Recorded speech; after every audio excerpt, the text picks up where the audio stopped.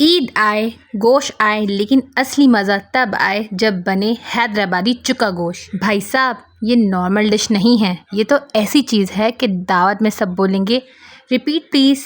तो ईद की तैयारियों में थोड़ा मस्ती, थोड़ा मसाला और एक धमाका रेसिपी। तो शुरू करते हैं चुका गोश्त का असली खेल।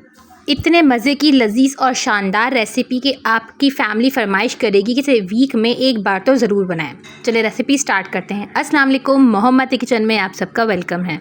मैंने हाफ़ kg बीफ लिया है, आप चाहें तो मटन में भी ये सेम रेसिपी बना सकते हैं। साथ ही मैंने एक रिवाज यानी चर्बी का एक टुकड़ा भी लिया है, आप चाहें तो वो स्किप भी कर सकते हैं। साथ ही मैंने इसमें आधा चम्मच नमक डाला है, अपने टेस्ट के अकॉर्डिंग कम या ज़्यादा कर सकते हैं। साथ ही मैंने इसमें आधा चम्मच के करीब हल्दी डाली है। अब इसमें आधा चम्मच मिर्चें डलेंगी लाल, अकॉर्डिंग टू योर टेस्ट कम या ज़्यादा कर सकते हैं। आधा चम्मच भुना हुआ पिसा हुआ ज़ीरा डाला है। साथ ही मैंने इसमें आधा चम्मच धनिया पाउडर डाला है। साथ ही मैं इसमें आधा चम्मच काली मिर्चों का पाउडर डालूंगी। साथ ही मैं इसमें 2 चम्मच अदरक लहसुन का पेस्ट डालूंगी। मैंने अदरक लहसुन के साथ 1 हरी मिर्च कूट के डाली है। साथ ही मैं इसमें 2 चम्मच नींबू जूस डालूंगी या 1 नींबू पूरा आप निचोड़ के डाल दीजिएगा। अब इसमें प्याज डलेगी। प्याज मैंने 2 मीडियम साइज़ की ली हैं और मैंने इसे इस तरह काट लिया है, रफली चॉप किया है। इसमें प्याज थोड़ी सी ज़्यादा डलती है क्योंकि ये थोड़ा ग्रेवी वाला सालन बनता है। साथ ही इसमें 200 ग्राम्स हम योगर्ट डालेंगे। 1 पाव दही से थोड़ा सा कम आप दही डालिएगा, ठीक है। अब हम इसे हाथ से अच्छे से मिक्स कर देंगे। प्याज का एक एक लच्छा हम मैरिनेट करते वक्त हाथ से खोल लेंगे और अच्छे से मिक्स करेंगे। इस रेसिपी की एक ख़ास बात यह है कि इसको मैरिनेट करके आपको रखना नहीं है, बस अच्छे से मिक्स करें और इसे फ़ौरन से कुक कर लें। It's very easy and simple recipe. अब हाफ़ कप ऑयल लेना है, मैंने सरसों का तेल लिया है, आप चाहें तो कोई सा भी तेल ले सकते हैं, कोई हार्ड एंड फास्ट रूल नहीं है। अब मैं इसमें कुछ खड़े गरम मसाले डालूंगी। मैंने इसमें 2 तेज़पात डाले हैं।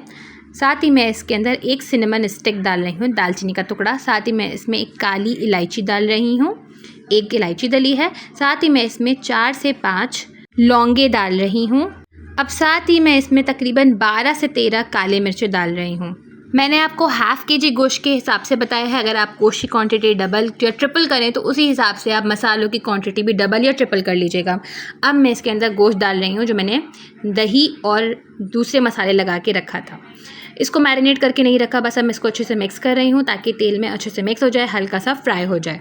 अगर आप मेरे चैनल पे न्यू हैं तो प्लीज़ मेरे चैनल को सब्सक्राइब कीजिए, मेरी वीडियोस को लाइक कीजिए, मेरी वीडियोस अपने फ्रेंड्स एंड फैमिली के साथ ज़रूर शेयर कीजिएगा। आप चाहें तो मेरी प्लेलिस्ट भी विजिट कर सकते हैं, वहाँ बकरा ईद के हिसाब से डिफरेंट रेसिपीज़ भी हैं जो आपको बहुत पसंद आएंगी। Hope you like my videos. आप प्लीज़ मुझे कमेंट्स में फ़ीडबैक ज़रूर दीजिएगा, मैं कमेंट्स का वेट करूँगी। Thank you so much. अच्छा सा मसाला मिक्स करने के बाद मैंने इसे भूना नहीं है, ढक के 20 से 25 मिनट के लिए पकने के लिए रख दिया है। मैंने इसमें पानी भी नहीं डाला, ये अपने ही पानी में पकेगा। 20 से 25 मिनट बाद देखें खूबसूरत सा तार ऊपर आ गया है और हमारा खूबसूरत सा सालन का नज़र आ गया है।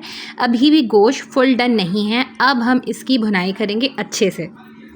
इसकी भुनाई करते वक्त प्याज अच्छे से खुद ही मेल्ट हो जाएगी। इसको भूनने के बाद जब अच्छे से गोश्त ऊपर आ जाए तब मैंने इसमें पानी गर्म करके डाला है, तकरीबन 1 गिलास, 1 से 1.5 गिलास आप इसमें पानी डाल दीजिए। इतना पानी कि इसमें गोश्त अच्छे से गल जाए। क्योंकि गोश्त इस वक्त हाफ डन है तो अब इसे हमें फुल डन करने के लिए मज़ीद 20 मिनट से 25 मिनट तक और पकाना होगा। तो मैंने पानी डाल के लिए गोश्त को पकने के लिए रख दिया है। इसे कवर करके 20-25 मिनट के लिए आप छोड़ दीजिए। हर गोश्त की कुकिंग टाइमिंग अलग होती है, आप बीच बीच में गोश्त ज़रूर चेक करते रहिएगा। जब गोश्त ऑलमोस्ट डन हो जाए तो आंच बिल्कुल बंद करके आप इसमें क्रीम डालिए। मैंने फ़्रेश क्रीम डाली है 3 से 4 चम्मच। अगर फ्रेश क्रीम ना हो तो जो घर में जो मलाई होती है दूध के ऊपर, आप वो भी डाल सकते हैं अच्छे से फेंट कर।